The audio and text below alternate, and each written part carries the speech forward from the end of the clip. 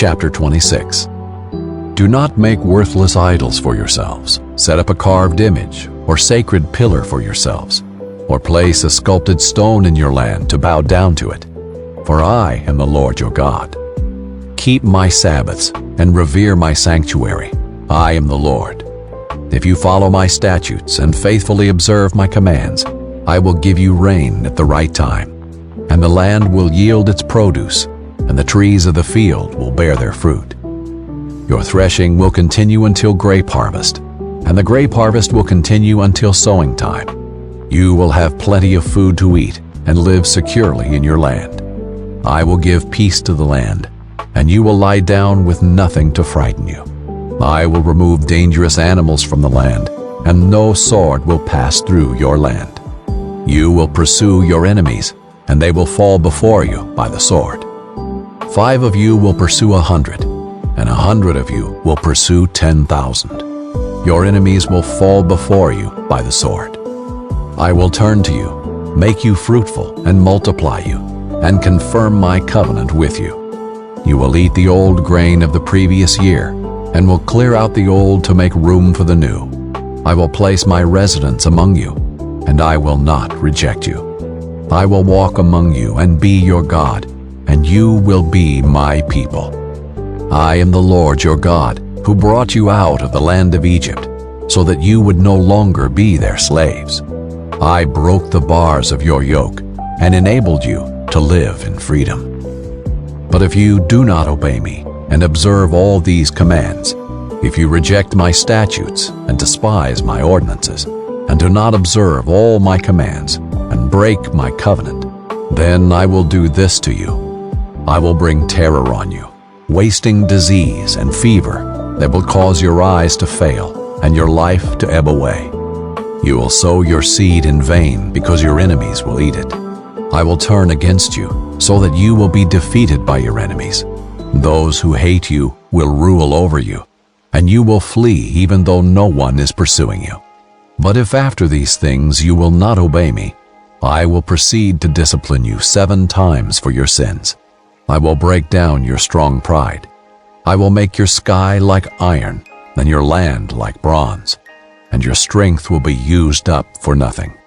Your land will not yield its produce, and the trees of the land will not bear their fruit. If you act with hostility toward me and are unwilling to obey me, I will multiply your plagues 7 times for your sins. I will send wild animals against you that will deprive you of your children, ravage your livestock, and reduce your numbers until your roads are deserted. If in spite of these things you do not accept my discipline, but act with hostility toward me, then I will act with hostility toward you. I also will strike you 7 times for your sins. I will bring a sword against you to execute the vengeance of the covenant. Though you withdraw into your cities, I will send a pestilence among you, and you will be delivered into enemy hands. When I cut off your supply of bread, 10 women will bake your bread in a single oven and ration out your bread by weight, so that you will eat but not be satisfied.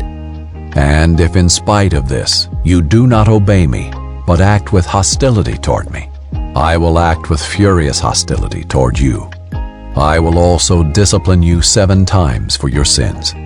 You will eat the flesh of your sons. You will eat the flesh of your daughters. I will destroy your high places, cut down your shrines, and heap your lifeless bodies on the lifeless bodies of your idols. I will reject you. I will reduce your cities to ruins and devastate your sanctuaries. I will not smell the pleasing aroma of your sacrifices. I also will devastate the land, so that your enemies who come to live there will be appalled by it. But I will scatter you among the nations, and I will draw a sword to chase after you. So your land will become desolate, and your cities will become ruins. Then the land will make up for its Sabbath years during the time it lies desolate, while you are in the land of your enemies. At that time the land will rest and make up for its Sabbaths.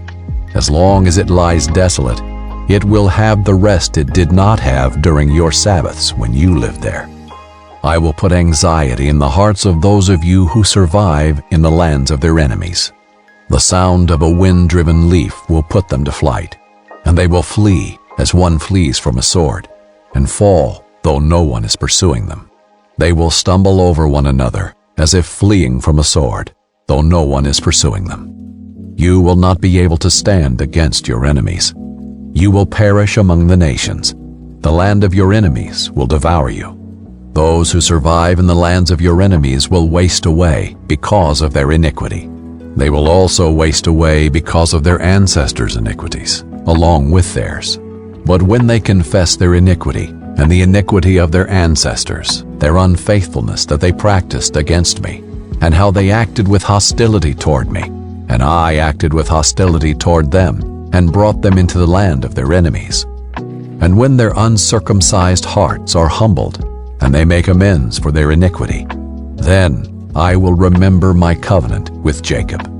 I will also remember my covenant with Isaac, and my covenant with Abraham. And I will remember the land. For the land abandoned by them will make up for its Sabbaths by lying desolate without the people, while they make amends for their iniquity, because they rejected my ordinances and abhorred my statutes. Yet, in spite of this, while they are in the land of their enemies, I will not reject or abhor them so as to destroy them and break my covenant with them, since I am the Lord their God. For their sake I will remember the covenant with their ancestors, whom I brought out of the land of Egypt in the sight of the nations, to be their God. I am the Lord. These are the statutes, ordinances, and laws the Lord established between himself and the Israelites through Moses on Mount Sinai. Chapter 27. The Lord spoke to Moses, "Speak to the Israelites and tell them, when someone makes a special vow to the Lord that involves the assessment of people, if the assessment concerns a male from 20 to 60 years old, your assessment is 50 silver shekels, measured by the standard sanctuary shekel.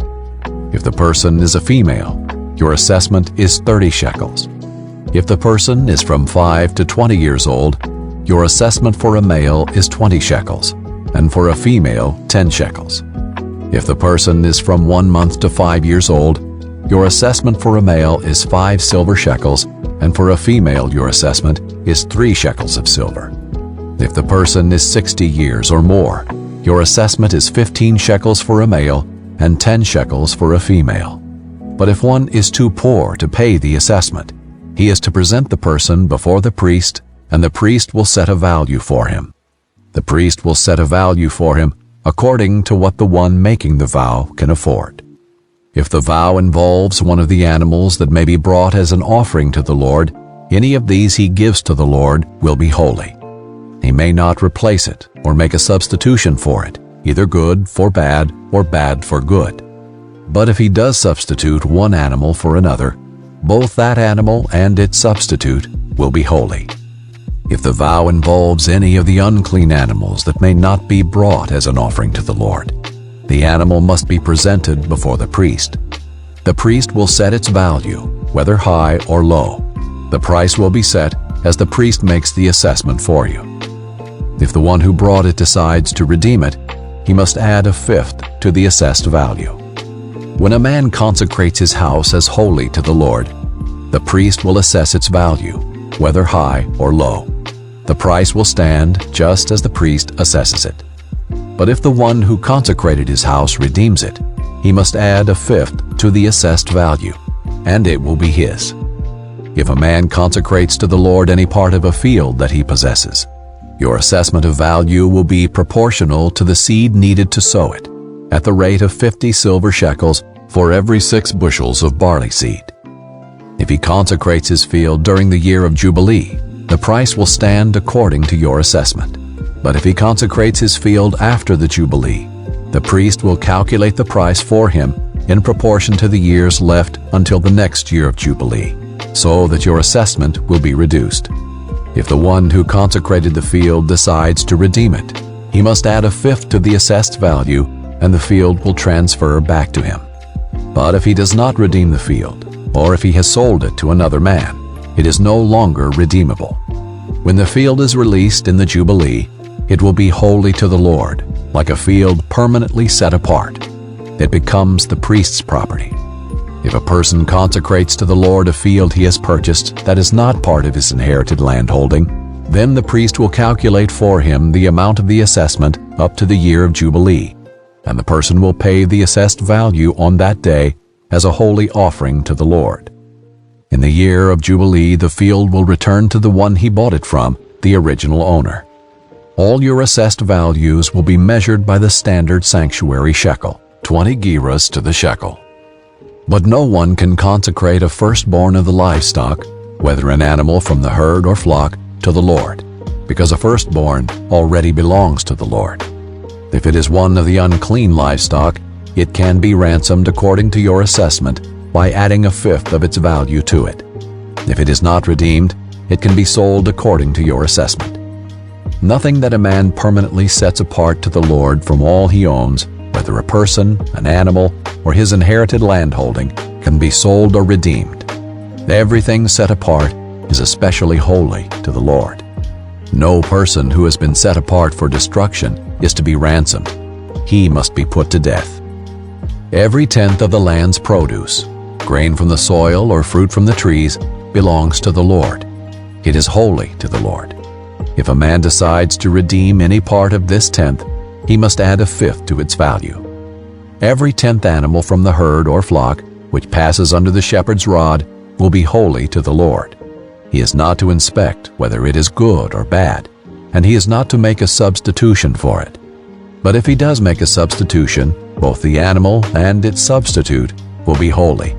They cannot be redeemed. These are the commands the Lord gave Moses for the Israelites on Mount Sinai.